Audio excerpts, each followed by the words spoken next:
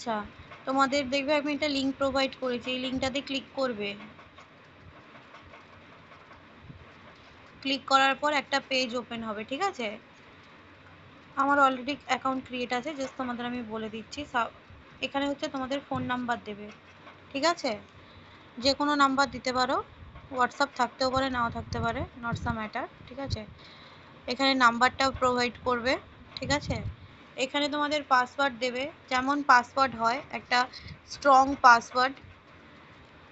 তারপর সেই যে পাসওয়ার্ডটা দিলে সেই পাসওয়ার্ডটা আবার এখানে কনফার্ম লিখবে।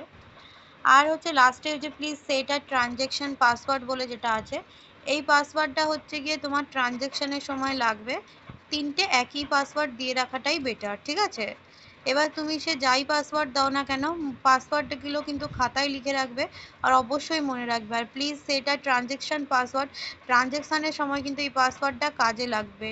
সো হচ্ছে গিয়ে তোমাদের পাসওয়ার্ডটা কিন্তু মনে রাখতে হবে, দিয়ে সাইন আপ নাও এ ক্লিক করবে, ঠিক আছে? এই এতটা পর্যন্ত করে আমাকে জানাও।